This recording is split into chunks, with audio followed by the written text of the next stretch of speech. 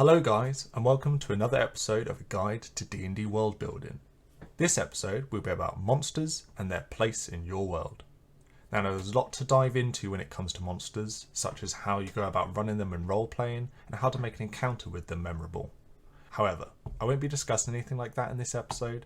Instead, we will be trying to expand upon their place in your world setting. By the end of this video, I'm hoping you can come away from it having a better idea of how the everyday person views monsters and what sort of threat do they pose to the people of your world.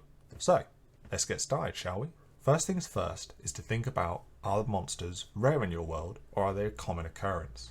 Do travellers have to be concerned about being attacked and maybe require bodyguards? Another aspect to this is, are monsters only found in the wild or do they encroach on civilization? Are guards constantly combating against monsters as they're invading their settlement? If your world is one where monsters are an issue for people regularly, like that in the world of The Witcher, then there are probably those out there that make it their job to kill monsters, becoming sort of a Van Helsing wannabe. Second thing I wanted to discuss are how well known are monsters in your world? Are they well researched or are they still a mystery shrouded in myths and folklore? If they are well researched, perhaps alchemists and mages would pay good coin for certain monster corpses so they can harvest them for rare reagents and ingredients. This can give a lot of room for customizing a loot table for certain monsters, allowing your players to harvest rewards and components for crafting, like that in something like Monster Hunter. It's worth thinking deeply about certain monsters. For example, in your world, are there several Medusas, or is there just the one Medusa? If there is only that one, does that creature then hold a legendary status? You can do this with a lot of different monsters in D&D, such as Minotaur, or even dragons. Perhaps there is only one dragon of each colour. This would then make dragons extremely rare, and their impact on the campaign would change drastically from a regular D&D campaign. Perhaps your players would seek out a dragon. Capturing it or killing it would be extremely profitable for them. Another large factor to consider when you're exploring these ideas on monsters and their impact in your world is consider their history. Where have they come from and where will they be going? For example, with aberrations, aboliths and mind flayers have a very rich and deep lore that gives them a lot for a world builder to work with.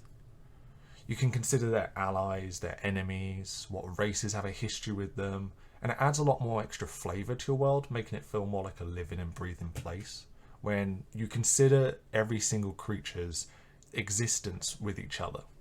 To go an extra step, think about maybe some monsters maybe aren't evil or are misunderstood. For instance, maybe a clan of bullywugs are not like the others and are actually friendly and willing to trade. Can some monsters be reasoned with, like giants, maybe even turn into allies if approached the right way? Some monsters will be simple creatures of pure evil, such as fiends, or act on pure survival instinct like oozes, but that does not mean that all monsters are like that. Some monsters will have complex sides to them, where you have to consider their goals and motivations. I recommend watching my NPCs and Villains video to dive more deeply into a more complexity to this type of thought process. Now the final thing I wanted to bring up in this video is monsters that maybe hide in plain sight, such as vampires or werewolves. These monsters can lurk amongst people without being noticed, preying on victims without being caught. This makes these monsters a fun experience for the players if they ever have to try and track one down. Even more fun with the sort of effect a monster can leave on the party. I used the example of vampire and werewolf because both can potentially turn a player into a monster, leaving them with their curse or infecting them.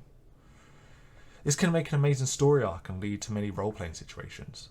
A player trying to fight their monstrous side and maintain their humanity, hoping to find a cure, or maybe they succumb to the change and the party have to put them down. Now, like I said, there is a lot when it comes to talking about monsters, and this is simply a brief touch on things you have to think about when you are doing your world building.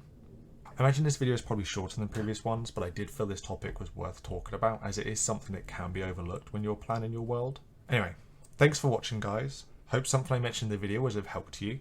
And remember to like the video if you enjoyed it and subscribe if you haven't already. Until next time, bye for now.